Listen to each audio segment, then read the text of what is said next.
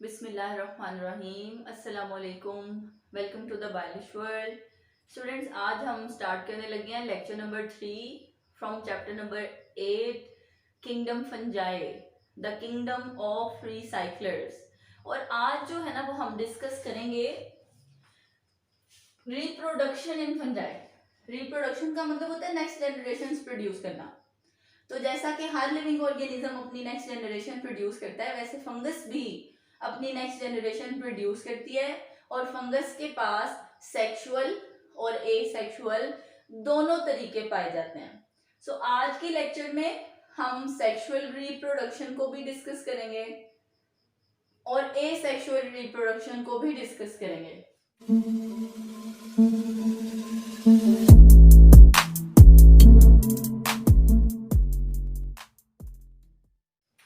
Firstly, most fungi can reproduce asexually as well as sexually, except हमारे पास ना fungus को 4 classes में divide किया हुआ है।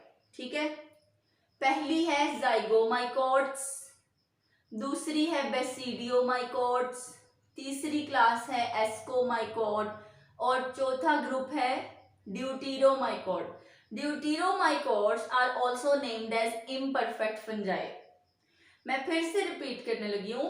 पहला ग्रुप जाइगोमाइकोटा, दूसरा बेसिडियोमाइकोटा, तीसरा एस्कोमाइकोटा और चौथा ड्यूटेरोमाइकोटा। ड्यूटेरोमाइकोटा के मेंबर्स को हम इम्परफेक्ट फंजाई भी कहते हैं जी। तो ब्रैकेट में स्टूडेंट्स ये शो किया है कि इम्परफेक्ट फंजाई यानी कि ड्यूटेरोमाइकोट्स का ग्रुप छोड़ के बाकी सब ग्रुप्स में फंजाई सेक्सुअल और एसेक्सुअल दोनों तरह की रिप्रोडक्शन शो करते हैं। इम्परफेक्ट फंजाई जो है वो इम्परफेक्ट इसी वजह से है क्योंकि इनके पास सेक्सुअल रिप्रोडक्शन नहीं देखी गई अभी तक। इनके पास सेक्सुअल रिप्रोडक्शन का कोई प्रॉपर तरीका नहीं है। नो डाउट जेनेटिक वेरिएशंस तो हर ऑर्गेनिज्म के अंदर आती हैं, जीन्स आपस में एक्सचेंज होती हैं, लेकिन कोई प्रॉपर तरीका इनके पास नहीं है सेक्सुअल रिप्रोडक्शन का। That's why they are named as imperfect fungi जी। अब हम डिस्कस करने लगे हैं asexual reproduction in fungi. Fungus जो है वो एसेक्सुअल रिप्रोडक्शन डिफरेंट तरीकों से करती है, जैसा कि स्पोर्स बना के। स्पोर्स बनते हैं, हवा में चले जाते हैं, फिर वो जहां उन्हें सूटेबल कंडीशन मिले वहां पे गिरते हैं और नई फंगस डेवलप होना शुरू हो जाती है। इसी तरह कोनिडिया भी बनते हैं। कोनिडिया भी ऐसे ही बनते हैं, फिर वो हवा में डिस्पर्स हो जाते हैं, फिर जहां फेवरेबल कंडीशन होती है वहां गिरते हैं और नए हाइफी ग्रो करना शुरू कर देते हैं। नेक्स्ट फ्रेगमेंटेशन है। हाइफी जो है ना, जब हाइफी क्या है, ग्रुप ऑफ सेल्स हैं। जैसा कि देखें ये हाइफी है फंगस का और मैं जो ना यहाँ पर सेप्टेट हाइफी ड्रॉ कर रही हूँ स्टूडेंट्स। तो ये देखें ये एक सेप्टेट हाइफी है जिसमें हर सेल एक दूसरे से सेपरेट है। ठीक है, सेपरेट है और बीच में क्या पाए जाते हैं, सेप्टा, सेपरेशंस पाई जाती हैं। तो ये जो हाइफी है ना, ये अगर टूट के 1 से 2 हो जाए, पूरा पूरा हाइफी टूट के 1 से 2 हो जाए तो उस प्रोसेस को फ्रेगमेंटेशन कहा जाता है। इसी तरह हमने स्टूडेंट्स लास्ट लेक्चर्स में ये डिस्कस किया था कि यीस्ट जो है ना, यीस्ट वो एक यूनिसेलुलर और नॉन हाइफल फंगस है, एक सेल पे मुश्तमिल फंगस है। तो उसने जब एसेक्सुअल रिप्रोडक्शन करनी होती है तो वो बडिंग के थ्रू करती है। यीस्ट में एसेक्सुअल रिप्रोडक्शन का प्रोसेस क्या है, बडिंग।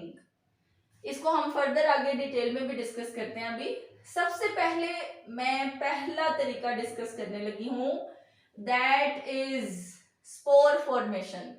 फंजाई जो है ना वो नेक्स्ट जनरेशन प्रोड्यूस करने के लिए स्पोर्स बनाती है।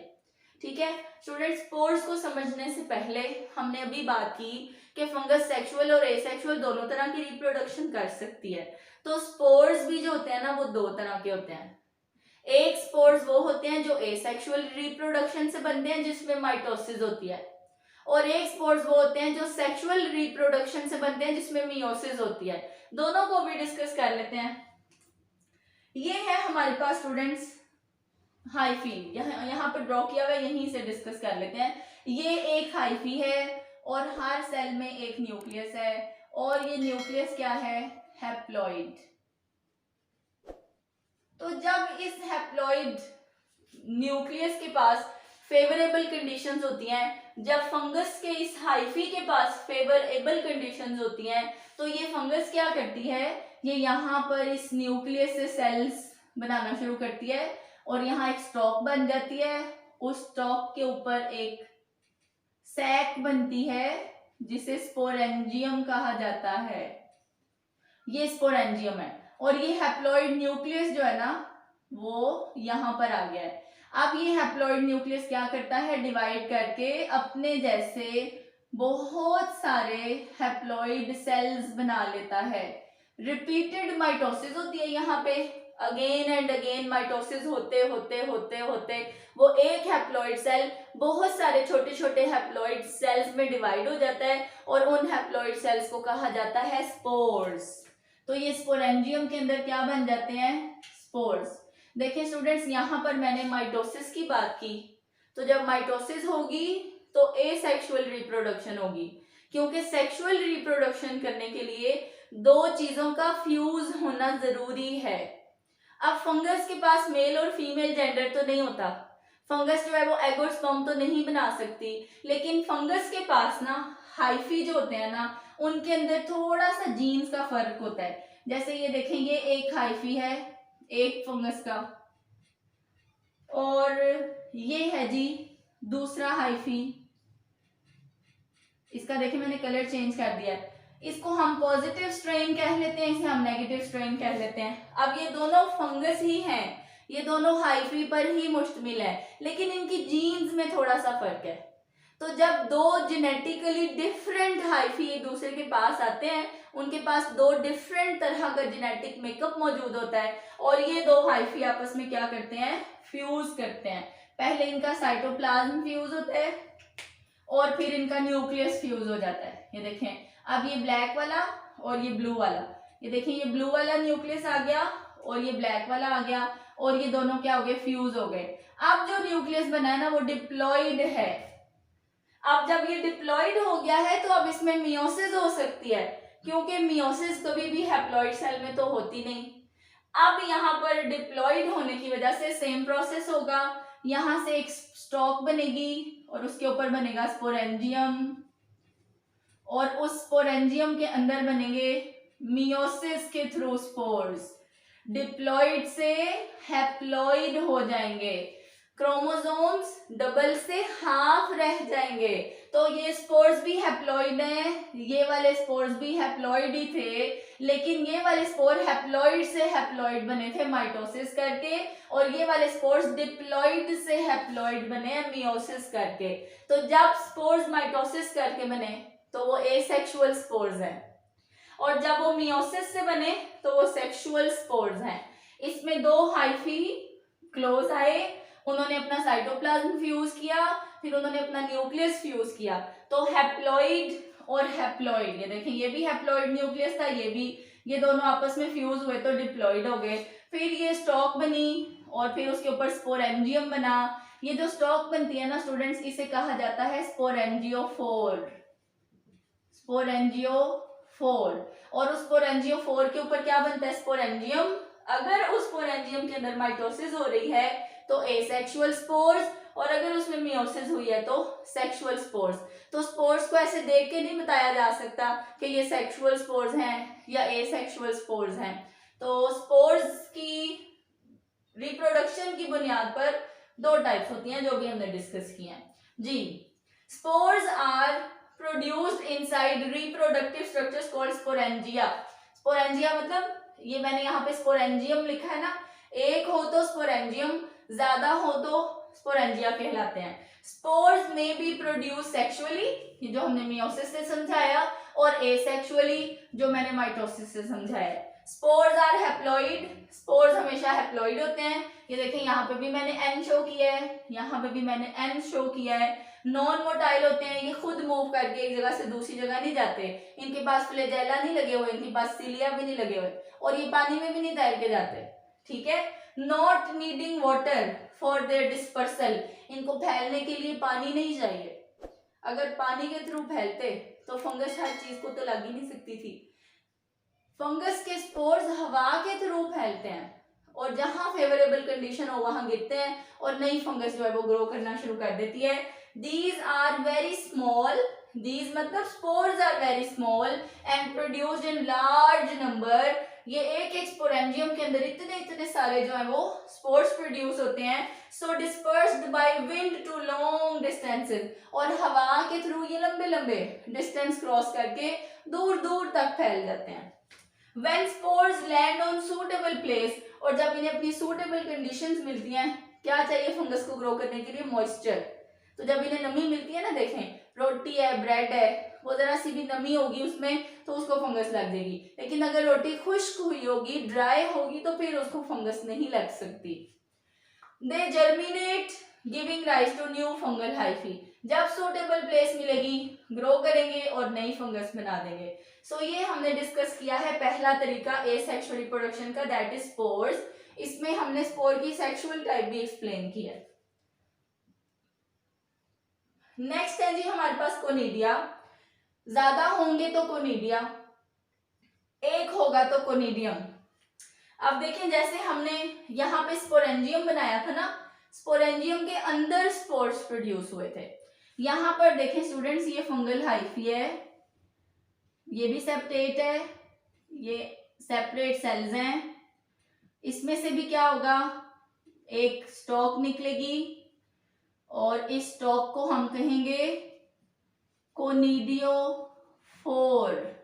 जैसे इसको स्पोरेंजियोफोर कहा था, वैसे ये कोनिडियोफोर है और कोनिडियोफोर के ऊपर ही माइटोसिस होगी। ये देखें, ये जो सेल्स है ना हैप्लॉइड सेल्स, ये हैप्लॉइड सेल ऐसे एक कोनिडिया बनाएंगे, दूसरा, तीसरा, चौथा, इस तरह इस स्टॉक के ऊपर।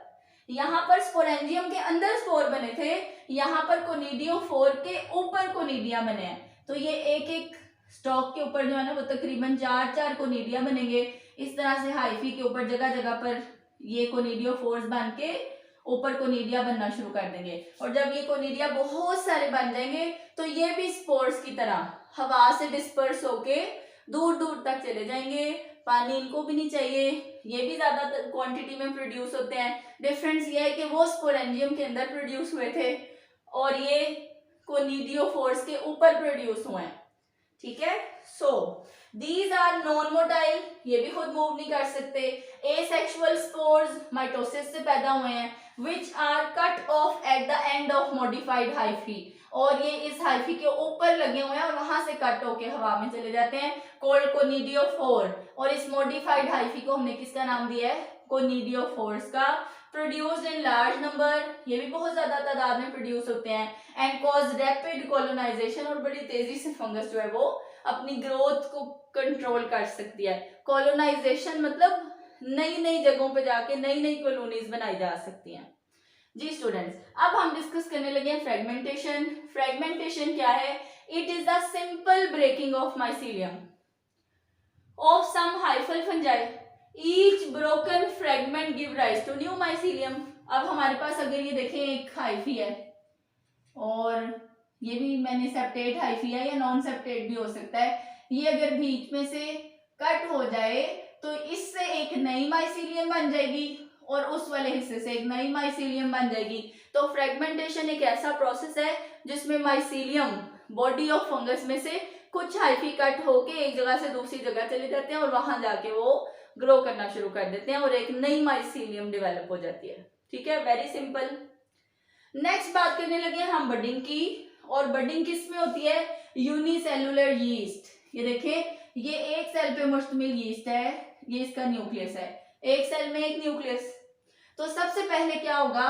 न्यूक्लियर माइटोसिस होगी। जैसा कि हमने इंट्रोडक्टरी लेक्चर में ये डिस्कस किया था कि फंगस के पास एक यूनिक कैरेक्टरिस्टिक है जिसे हम न्यूक्लियर माइटोसिस कहते हैं। तो ये न्यूक्लियर माइटोसिस होगी, न्यूक्लियस 1 से 2 हो जाएंगे, फिर ये न्यूक्लियस यहाँ से मूव करेगा, मूव करके यहाँ पे छोटा सा बड बनेगा, फिर ये न्यूक्लियस इसमें चला जाएगा, फिर ये बड बड़ा होके पेरेंट सेल से अलग हो जाएगा।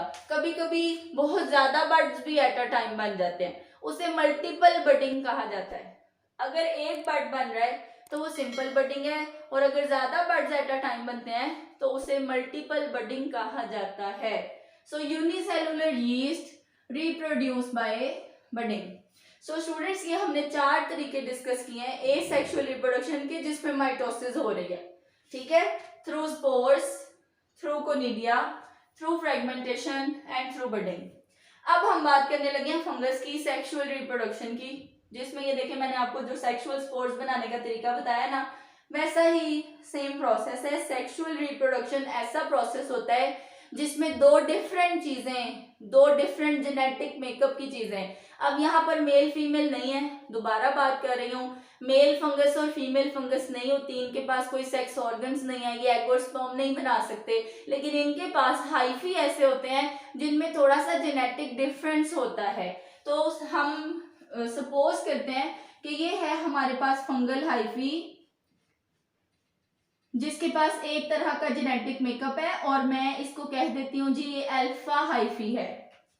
और इसी तरह हमारे पास ये एक और हाइफी है, और ये दूसरी स्ट्रेन का है, देखिए मैंने कलर भी चेंज कर दिया है, इसे मैं कह लेती हूँ बीटा स्ट्रेन। अब इसके पास भी हैप्लॉइड न्यूक्लियस है, और इस हाइफी के पास भी हैप्लॉइड है। अल्फा और बीटा इसलिए कहा है क्योंकि ये दोनों फंगल हाइफी का जेनेटिक मेकअप एक दूसरे से डिफरेंट है। तो तब दो डिफरेंट जेनेटिक मेकअप वाले हाइफी एक दूसरे के साथ फ्यूज हो जाएं, जैसा कि ये देखिए ये फ्यूज हो गया, ये ब्लैक वाला कलर और ये ब्लू वाला, तो जब साइटोप्लाज्म फ्यूज हो तो उसे कहा जाता है प्लाज्मोगेमी।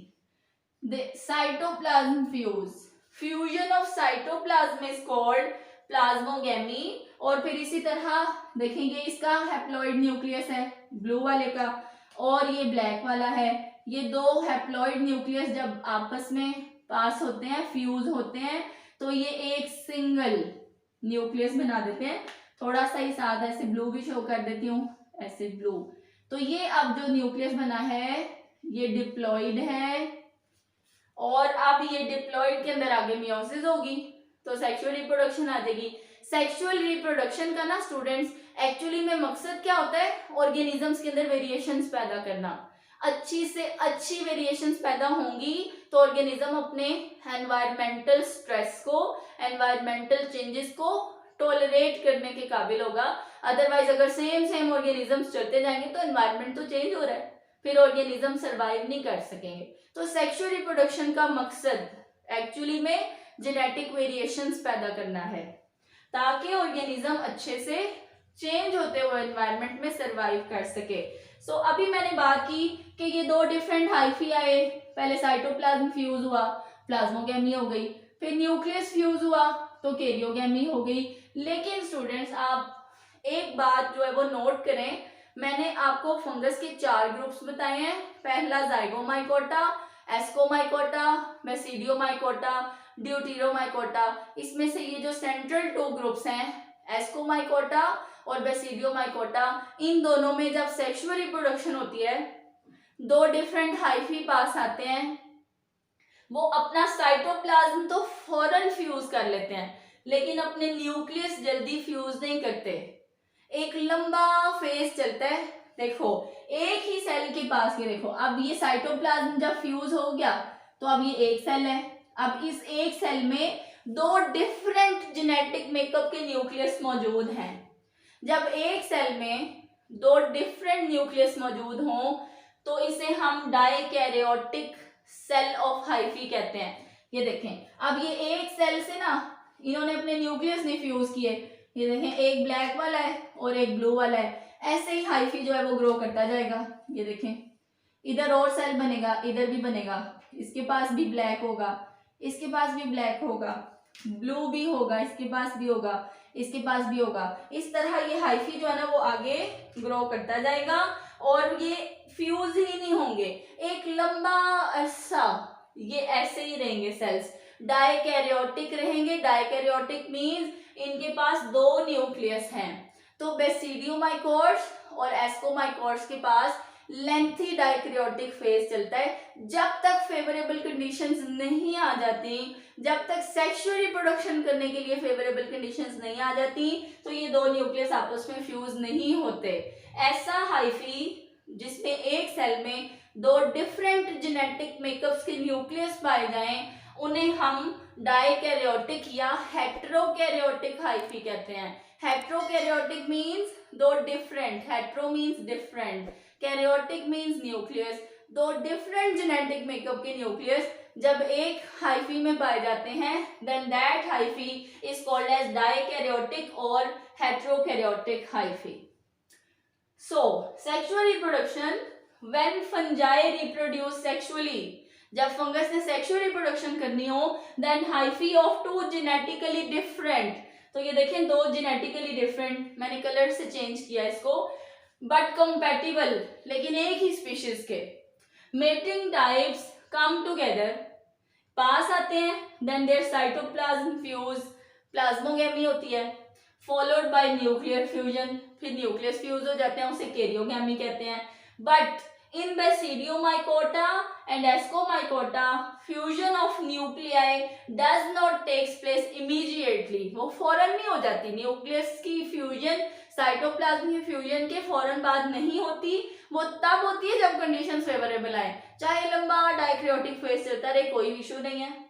इंस्टेड, बल्कि यहाँ क्या होता है, two genetic types of haploid nuclei from two individuals में कोएग्जिस्ट, दो मुख्तलिफ हाइफी से आए हुए न्यूक्लियस कोएग्जिस्ट मतलब एक ही सेल में इकट्ठे एग्जिस्ट करते हैं in the same hyphae, that is called as dikaryotic, दो न्यूक्लियस वाला, और हेटेरोकैरियोटिक, मुख्तलिफ जेनेटिक मेकअप के न्यूक्लियस वाला हाइफी कहलाता है। नेक्स्ट लेक्चर में इंशाल्लाह ताला हम इनकी क्लासिफिकेशंस को स्टडी करेंगे, जिसमें 4 ग्रुप्स हैं, zygomycota, ascomycota, basidiomycota, deuteromycota. Further lectures के लिए चैनल को सब्सक्राइब करें।